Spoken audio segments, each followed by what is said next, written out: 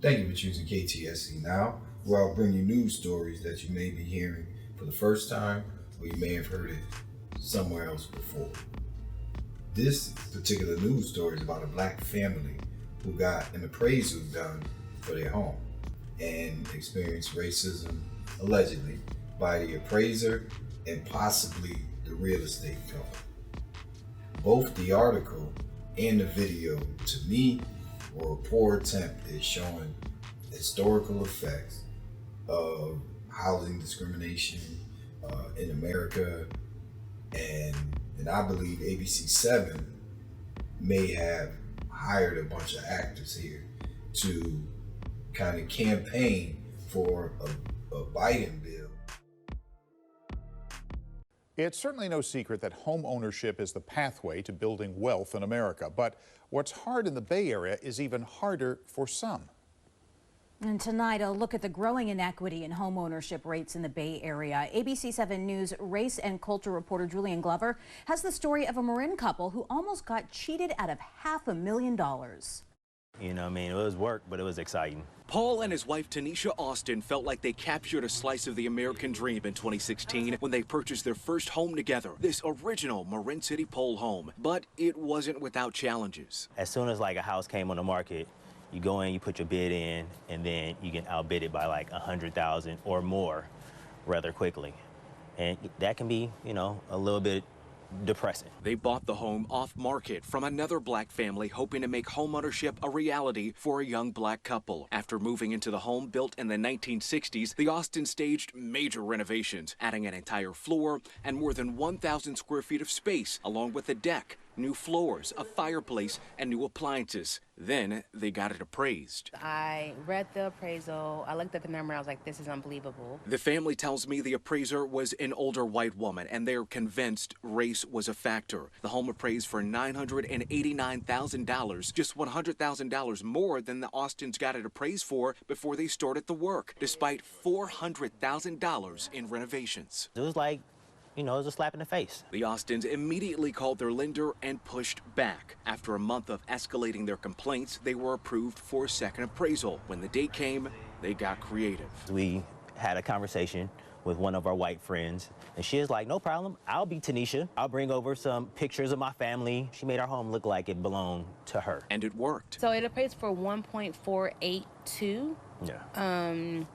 Which was 50% more than what it appraised for by a couple weeks prior. Almost 1.5, $500,000 more. The Austins were outraged and believe this is another ugly result of larger systemic issues. There were implications of the ability to create generational wealth or pass things on if our house is appraised for 50% less than what is valued at. We know discrimination is in nearly every aspect of the home buying process, and really we need to be addressing it as an industry. Discrimination in the housing market comes in many forms and has a long history in our country and in the Bay Area, leading to alarmingly low rates of black Americans owning their own home. Black home ownership lags across the country, with less than half, only 44% of black Americans owning their own home in 2020. Compare that to 74% for white Americans. Looking at the Golden State, just 34% of black Californians own a home. In the Bay Area, those numbers are even lower. Just 33% of black San Francisco residents own a home,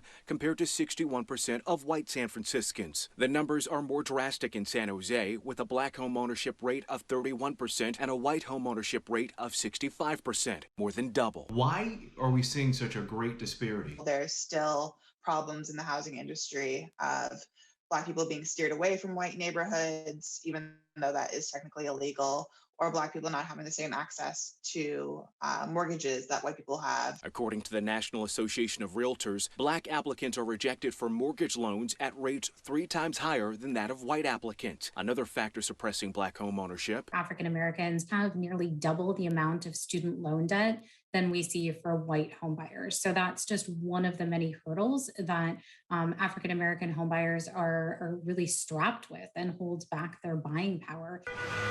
And the pandemic has made things worse.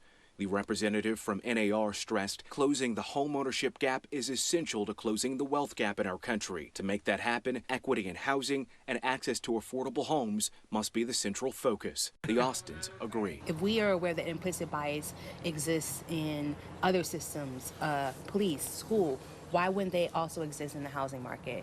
And then what can we do to, fix that? There could be help on the way in the form of two Biden administration proposals. The first would extend $15,000 in down payment assistance for first-time home buyers. The other, a $100 billion fund to update existing and create new affordable housing. Covering race, culture, and social justice, Julian Glover, ABC 7 News. Well, since they kind of wanted to gloss over it, here are some of the numbers that will give you some type of insight as to why these outcomes are the way that they are. You can see our real estate position compared to white society. Now, the Hispanic part, you can't at all compare us to Hispanics because they did not build this country. So let's compare ourselves to the group that has been here with us the same amount of time and who got to sit back and enjoy the fruits of our ancestors' labor.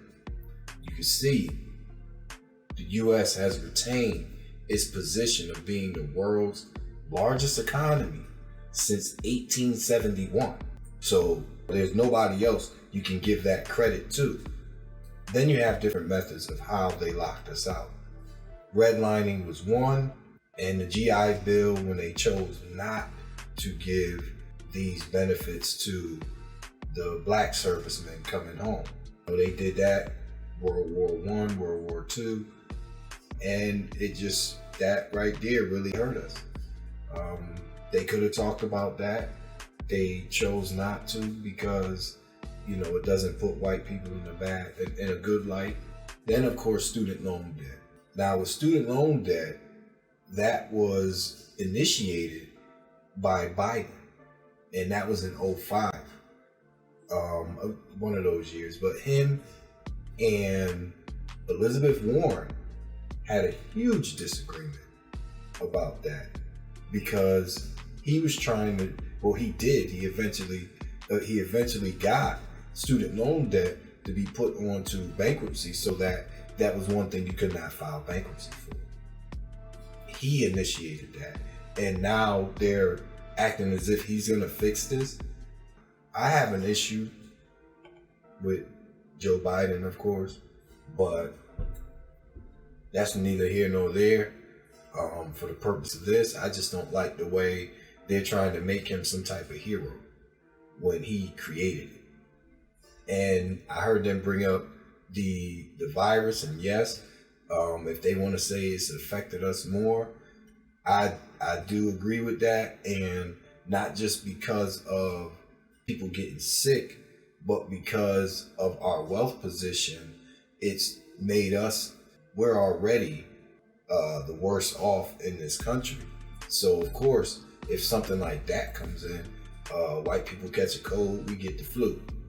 And in the end, it's just all fake news. Don't want to use number 45's term, but he popularized it because for the most part, it's true. And we got to get past that as people, as black people. We really need to get past that and understand that these news organizations are there for the politicians. They are not there for citizens, especially us black citizens. What they have done to us over the centuries, we should not trust them at all. But like, subscribe, share, and drop me a comment. Thank you.